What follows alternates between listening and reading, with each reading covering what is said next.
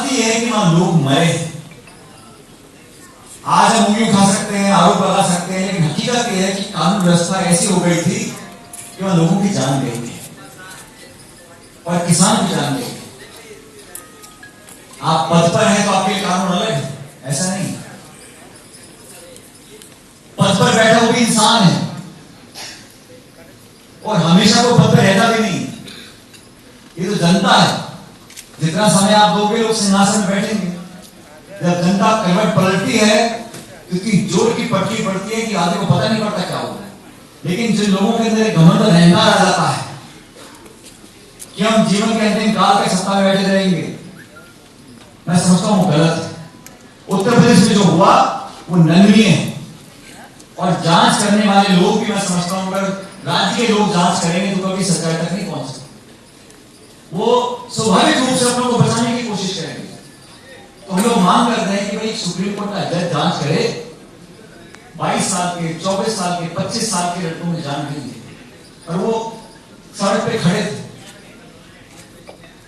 उस जिले में खून बहा है, इंसान की जान गई है, वो वापस नहीं आने वाले। लेकिन कौन जिम्मेदार था? कौन सत्ता के नशे में चूर था? किसको लगता था कि मैं कुछ भी कर दूंगा, मेरा कुछ बिगड़ने वाला नहीं? ये मानसिकता जब जगह बना लेती है तो फिर आदमी ढंग से ना सोच पाता है, ना वो जनता से डरता है और ना वो किसी की परवाह। मुंबई प्रदेश कांग्रेस कमेटी के अध्यक्ष जगताप जी, सबरा साहब, प्रशांत जी, सिंह जी, साथियों, आप सबका बहुत बहुत शुक्रिया। मैं जिस मुद्दे को लेकर आज आपसे चर्चा करने के लिए आया हूं उस पर बात करने से पहले जो कल घटनाक्रम हुआ उत्तर प्रदेश के लखीमपुर खीरी में, मैं समझता हूं उसको पूरे देश ने देखा और ना सिर्फ एक कांग्रेस कार्यकर्ता होने के नाते और एक किसान होने के नाते, एक देश का आम नागरिक आज देख रहा है कि उत्तर प्रदेश में जो लोग किसान आंदोलन को दबा नहीं पाए, किसान आंदोलन को खत्म नहीं कर पाए, उन्होंने एक आक्रामक रवैया अपनाया। मैं मांग करता हूं केंद्र सरकार से, प्रदेश सरकार से, तो इतने सारे लोगों की जान गई, वो निर्दोष किसान जो प्रदर्शन कर रहे थे उनके ऊपर जो आक्रमण हुआ उसकी जुडिशियल जांच हो और जिस प्रकार 25 सितंबर को स्थानीय मंत्री के माध्यम से किसानों को उठाने का जो काम करा उसके बाद लगातार आप बढ़ती गई। और क्या कारण है कि भाजपा शासित प्रदेशों में किसानों पर इस प्रकार के आक्रमण होते हैं? हरियाणा के मुख्यमंत्री श्री खट्टर साहब, उन्होंने कल क्या स्टेटमेंट दिया? उन्होंने लोगों को उकसाया, गांव में लाठियां उठा लो और किसानों को सबक सिखाओ, जेल जाने से मत डरो। अगर सत्ता में बैठे लोग, संवैधानिक पदों पर बैठे लोग लोगों को उकसाने का काम करेंगे, हथियार उठाने का काम करेंगे, लड़ने का, हिंसा करने का अगर विरोध करेंगे तो देश की जो स्वस्थ परंपराएं हैं हमारे लोकतंत्र की, उनकी जड़ें कमजोर हो जाएंगी। उत्तर प्रदेश में जो भयानक हादसा सामने आया उसको देखने के बाद सबका दिल दहल गया और अखिल भारतीय कांग्रेस कमेटी की महासचिव, उत्तर प्रदेश की प्रभारी श्रीमती प्रियंका गांधी जी जब वहां जाना चाहती थी, जिन लोगों के नौजवान बच्चों को मारा गया उन लोगों के आंसू पोंछने जाना चाहती थी, तो पूरी रात पुलिस का प्रशासन, उत्तर प्रदेश की सरकार ने दुर्व्यवहार किया सो किया। एक महिला नेत्री के साथ दुर्व्यवहार किया, वो उनकी मानसिकता को दर्शाता है। इस पूरे घटनाक्रम हम सब लोग सर्वसम्मति से घोर भर्त्सना करते हैं और हम डिमांड करते हैं कि स्टेट की जो एजेंसी है वो इस सच्चाई तक ना पहुंचना चाहती, ना पहुंच सकेगी। इस केस की जुडिशियल इंक्वायरी हो और जिन लोगों के ऊपर आक्रमण किया था, जो लोग दोषी हैं, जांच करने के बाद संविधान के दायरे में, कानून के दायरे में सख्त से सख्त सजा को दी जाए। साल भर से किसान आंदोलित है। इस देश में धरती का पेट फाड़ कर जो अनाज पैदा करता है, 130 करोड़ के मुल्क का जो पेट पालता है, उस किसान के साथ जो व्यवहार हो रहा है वो सब देख रहे हैं। कानून वापस लेना तो एक बात, लेकिन हिंसा को बढ़ावा देकर इस प्रकार से लोगों को जाने गई है लखीमपुर में, मैं समझता हूँ उससे केंद्र सरकार को सबक लेना चाहिए और बजाय इसके कि अपनों को, भाजपा के नेताओं को, मंत्रियों को बचाने के बजाय एक स्वतंत्र जांच हो और जिन लोगों ने इस भयानक हादसे को अंजाम दिया उसके तह तक जाकर कठोर कदम उठाने चाहिए। और पुलिस ने प्रियंका के साथ प्रियंका के जो बर्ताव किया हम सबने देखा, ये मैन हैंडलिंग किसी एक नेता के साथ करना, मैं समझता हूँ डर गई है भाजपा की सरकार उत्तर प्रदेश की और केंद्र की सरकार।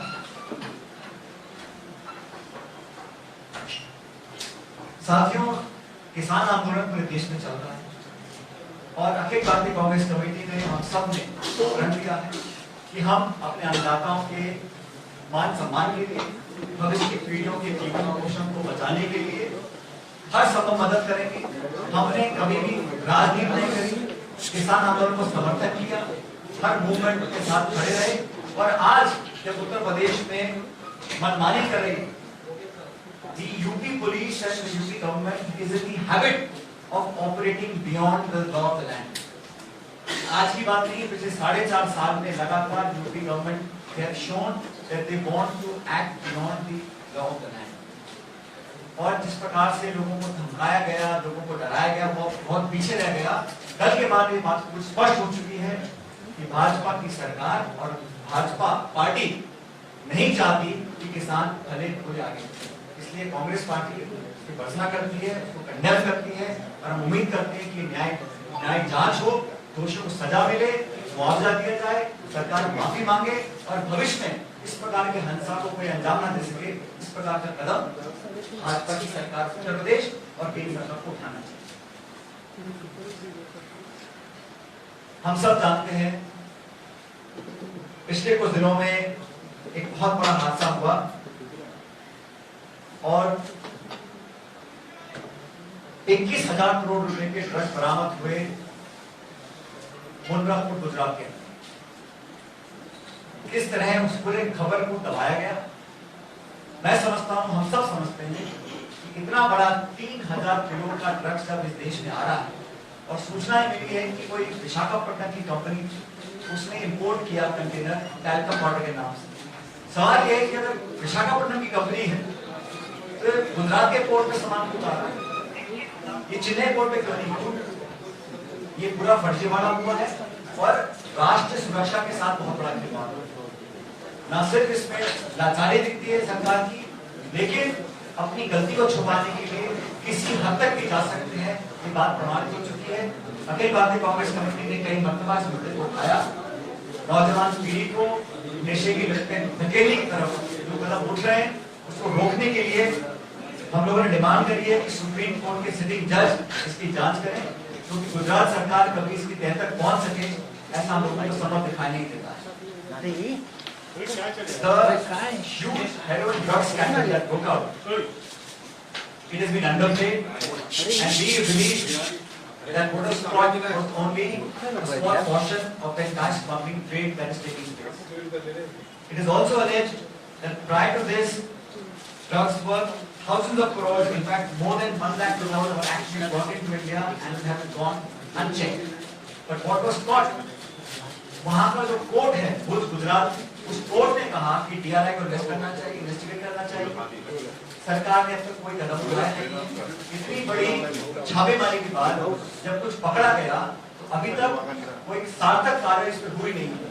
And we believe they are playing with the future generation of India.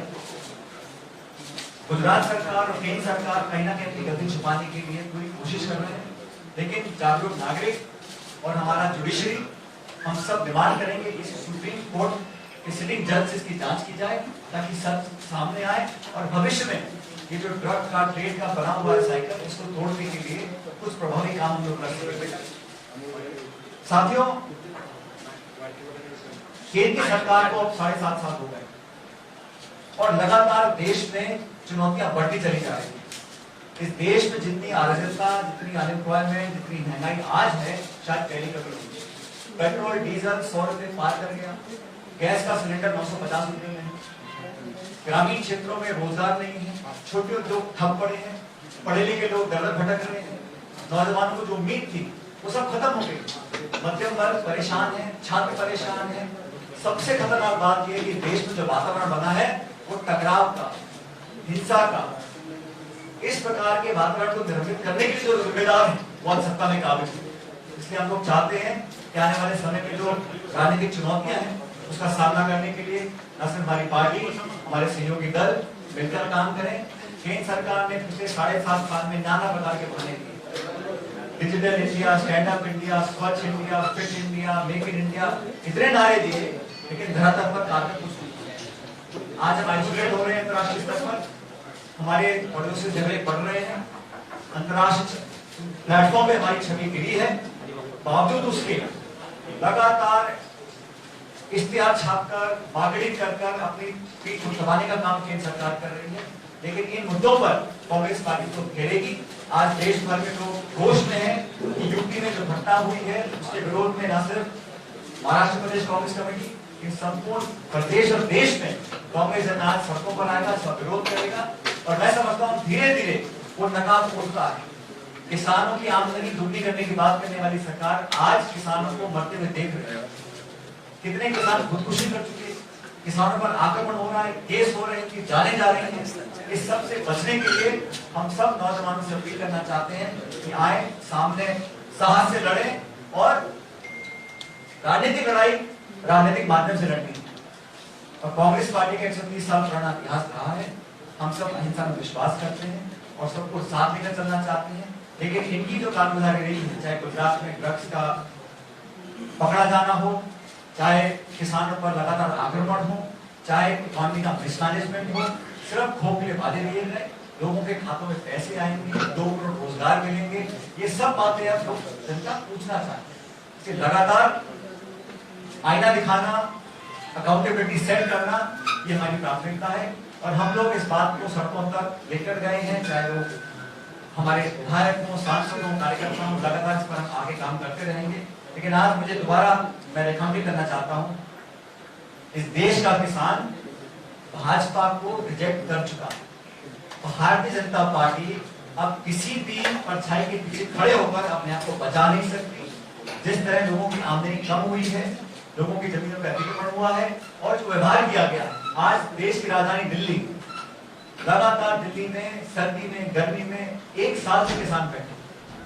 और हरियाणा में जो लाठीचार्ज हुआ, उसके बाद वहां के मुख्यमंत्री ने लोगों को उकसाया हिंसा करने के लिए। और उत्तर प्रदेश में जो पराकाष्ठा हो गई है, मतलब वो सब कुछ उन्होंने पीछे छोड़ दिया है।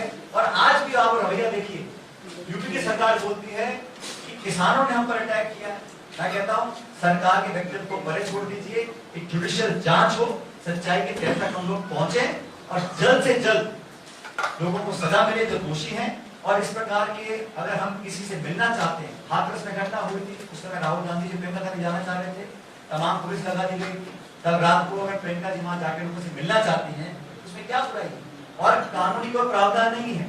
धारा 144 में 4 लोगों से कम जा सकते हैं। प्रियंका जी सिर्फ 3 लोग जा रहे थे, बिना किसी वारंट के, बिना किसी दस्तावेज के उनको रोका गया, इलीगली अनकॉन्स्टिट्यूशनल को डिटेन किया गया। मैं समझता हूं उससे ज्यादा डरी हुई सरकार कोई नहीं हो सकती जब एक महिला नेता को किसी के गांव जाने से रोका जाए। पूरी पुलिस लग गई, छावनी बना दिया पूरे इलाके को। ये सहमे हुए हैं, डरे हुए हैं, लेकिन देश का किसान सच्चाई समझ चुका है और कांग्रेस पार्टी हमेशा किसान के साथ खड़ी थी, खड़ी है और खड़ी रहे। आपके कोई सवाल हो? आपने मुद्रापुर का जिक्र किया, इतना बड़ा ड्रग्स का सीजन वहाँ पे हुआ है। कल ही मुंबई में घटना होती है, ग्रेट पार्टी में कुछ ड्रग्स बरामद किए जाते हैं, उसकी देखकर भी चर्चा होती है। इन दोनों घटनाओं का 2 चीजें यहाँ पर, इन दोनों का कनेक्शन भी जोड़ा जा रहा है। दूसरी तरफ ये भी कहा जा रहा है कि छोटी घटना को ज्यादा तूल दी जा रही है और बड़ी घटना को नजरअंदाज किया जा रहा है। क्योंकि कानून सबके लिए बराबर है and law must take its own course. ज्यादा तूल कौन देता है? आप ही लोग तो दे सकते हैं, हम लोग तो मुद्दे उठाते हैं। मैं तो कहता हूँ police, government, judiciary must take action against anybody who violates the law. But यहाँ पर मैं बता रहा हूँ आपको, 21,000 करोड़ रुपए की ड्रग्स पकड़ी गई। अफगानिस्तान से वो कंसाइनमेंट आया था, उसकी कोई चर्चा नहीं, उस पर कोई एक्शन नहीं। और जैसे मैंने कहा, घटना छोटी बड़ी हो, कानून सबके लिए बराबर है, सब कार्रवाई करनी चाहिए।